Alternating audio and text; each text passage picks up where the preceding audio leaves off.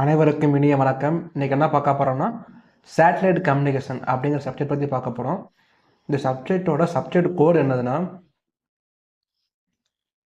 Subject கோடு வந்து CEC 352.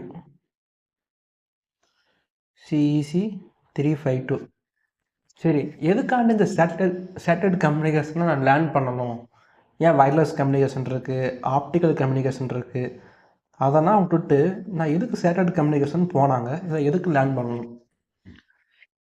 இப்போ optical communication, optic communication, fibre கேபிளை யூஸ் பண்ணி நம்ம ஒரு இன்ஃபர்மேஷன் ஷேர் பண்ணோம் அப்படின்னா ரொம்ப ஸ்பீடாக போகுது ஒன்று. இன்னொன்று வந்து வயர்லெஸ் கம்யூனிகேஷன், ரேடியோ சிக்னல் மூலிமா ஒரு இன்ஃபர்மேஷனை சென்ட் பண்ணலாம். ஆப்டிக்கல் ஃபைபர்கேஷன் கேபிள் வழியாக சென்ட் பண்ணுற தகவல் ஸ்பீடாக போகும், வயர்லெஸ் கம்யூனிகேஷன் அதை விட ஸ்லோவாக போகும். ஓகே, ஆப்டிக்கல் கம்யூனிகேஷனில் என்ன பிரச்சனை இருக்குது அப்படின்னா, கேபிள் வந்து இந்த வேர்ல்டு ஃபுல்லாக நம்ம கனெக்ட் பண்ணணும். ஒரு பெரிய இது. இன்னொன்று நேவிகேஷனுக்கு யூஸ் பண்ண முடியாது. இப்போ நீங்கள் ஜிபிஎஸ் யூஸ் பண்ணுறீங்களா, அதை வந்து ஆப்டிக்கல் கேபிள் மூலியம் எப்படி நீங்கள் ஒரு ஒரு ஒரு ஹியூமன் பீயிங் எங்கே இருக்காங்கன்னு கண்டுபிடிப்பீங்க? முடியாது. சரி, வயர்லெஸ் கம்யூனிகேஷன் இருக்கலாப்பா, அதை நான் யூஸ் பண்ணியிருக்கேன். சரி, வயர்லெஸ் கம்யூனிகேஷன் யூஸ் பண்ணி ஒரு சிட்டிஸ் கனெக்ட் பண்ணலாம், இல்லை ஒரு டவுனை கனெக்ட் பண்ணலாம், இல்லை ஒரு வில்லேஜை கனெக்ட் பண்ணலாம். இப்போது ஒரு கொடைக்கானல் ஹில்ஸ்லாம் இருக்குது. அந்த மாதிரி இடத்துல வந்து இந்த மாதிரி வயர்லெஸ் கம்யூனிகேஷன் ஆண்டனா டவர் வைக்கிறது கஷ்டம். ஓகேங்களா? இன்னொன்று நேவிகேஷனுக்கு யூஸ் பண்ண முடியாது.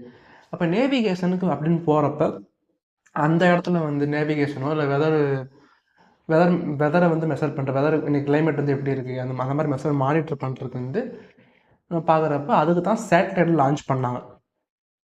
ஏன் அப்படின்னா 36,000 கிலோமீட்டருக்கு மேலே மேலே அவ்வளோ ஹைட்டில் ஒரு ஆண்டனா, ஒரு டவர் இருந்தால் தான் எர்த்தை வந்து ஃபுல்லாக கவர் பண்ண முடியும். அந்த மாதிரி ஒரு 3 ஆண்டனா வச்சோம்னா எர்த்தை ஃபுல்லாக கவர் பண்ணிடலாம்.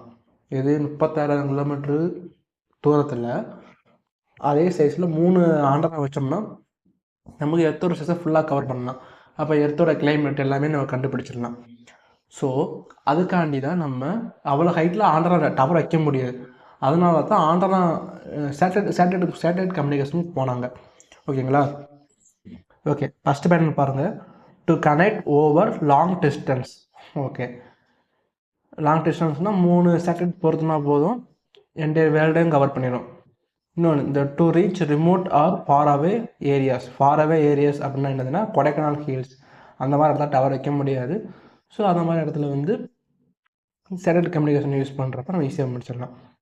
To maintain reliable communication during emergencies. இப்போ இப்போ எங்கேயும் ஒரு வழி தெரியல, எப்படி போவீங்க? ஜிபிஎஸ் யூஸ் பண்ணி போயிடலாம், நேவிகேஷன் யூஸ் பண்ணி போகலாம். ஓகேங்களா? சரி, what is a remote area இல்லை ஃபார் அவர் ஏரியா அப்படின்னு என்னென்னா, ஏ place for from cities, often lakhs, modern infrastructures.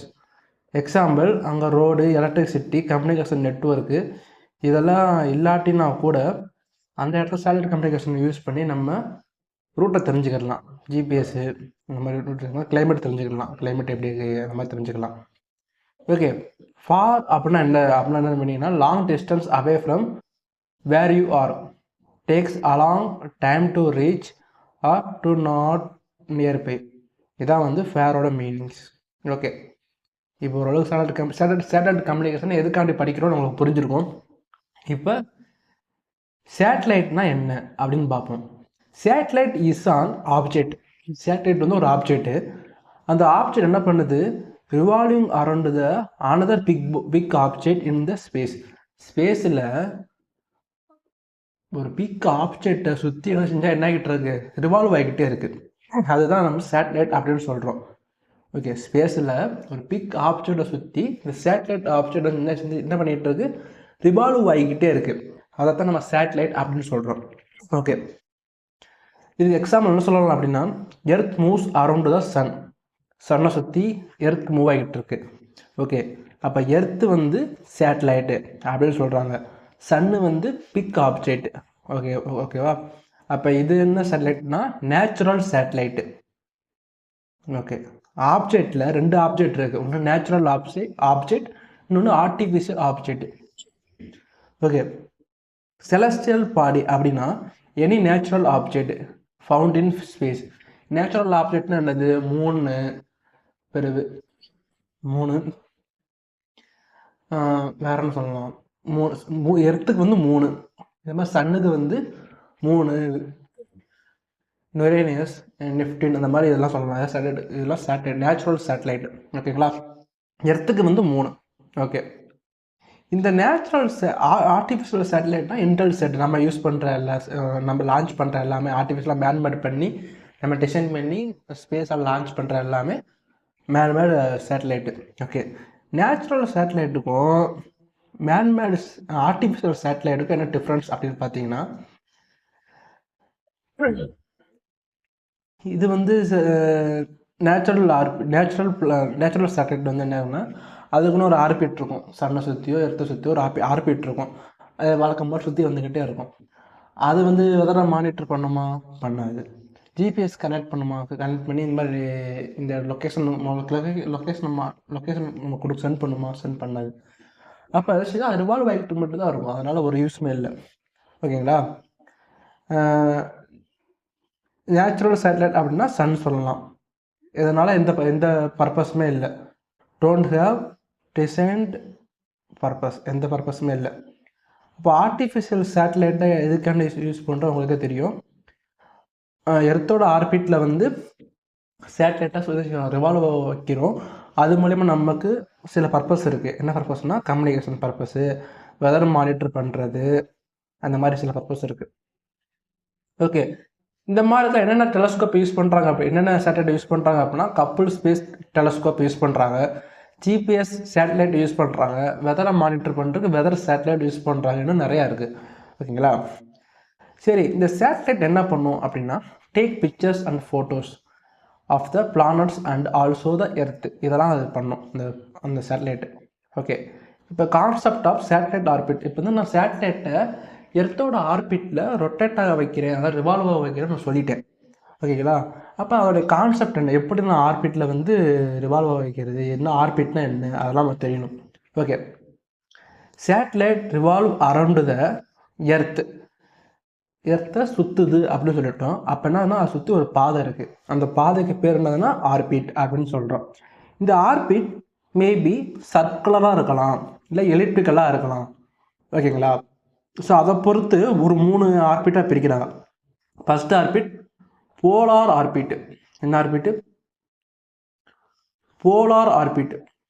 Polar orbit, equatorial orbit, இல்லாட்டி இன்க்ளைன்ட் ஆர்பிட் அப்படின்னு 3ஆக பிரிக்கிறாங்க. ஓகே, போலார் ஆர்பிட்னா என்னது அப்படின்னு பார்த்தீங்கன்னா satellite make orbit around the hemisphere. Hemisphere அப்படின்னா இப்போ எர்த்தை வந்து 2ஆக கட் பண்ணிட்டீங்க சென்டரில் அப்படின்னா 2 துண்டாக பிரியும். அந்த சென்டரில் வந்து இந்த சேட்டலைட்டோட பாதை இருக்கும். அந்த பாதைக்கு பேர் என்னது? போலார் ஆர்பிட் அப்படின்னு சொல்லுவாங்க. North to south pole of the earth. இது எக்ஸாம்பிள் டயக்ராம் காமிக்குவா? ஓகே, இதுதான் போலார் ஆர்பிட். எர்த்தை சுற்றி எர்த்துக்கு சென்டரில் ஒரு ஆர்பிட் இருக்கா, இதைத்தான் நம்ம south pole to north pole அப்படின்னு சொல்லியிருக்கோம். இந்த ஆர்பிட்டை வந்து போலார் ஆர்பிட் அப்படின்னு சொல்கிறோம்.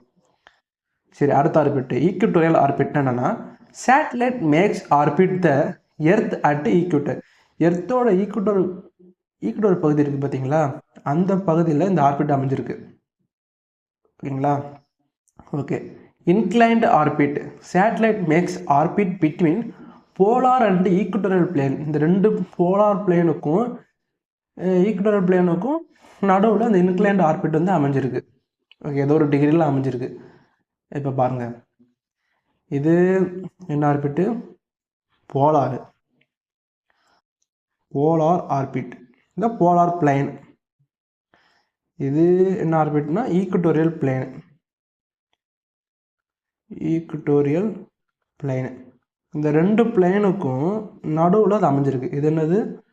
நார்த்து. இது என்னது? சவுத்து. ஓகேங்களா? இப்போ இந்த பகுதி வந்து என்னதுன்னா inclined orbit satellite at maximum நார்த்தில் மேக்சிமம் பகுதி, inclined orbit satellite at minimum orbit. ஓகேங்களா? இது மேக்ஸிமம் நார்த்து, இது minimum orbit at satellite. Sorry south. இது மினிமம் இல்லை, மேக்ஸிமம் ஆர்பிட் அட்டு சவுத்து. சவுத்தில் மேக்ஸிமம் ஆர்பிட். இதுதான் வந்து இன்க்ளைன்ட் ஆர்பிட் அப்படின்னு சொல்லுவாங்க. ஓகே, இந்த வீடியோ உங்களுக்கு பிடிச்சிருந்தா சப்ஸ்கிரைப் பண்ணுங்கள், கமெண்ட் பண்ணுங்கள், ஷேர் பண்ணுங்கள். தேங்க்யூ.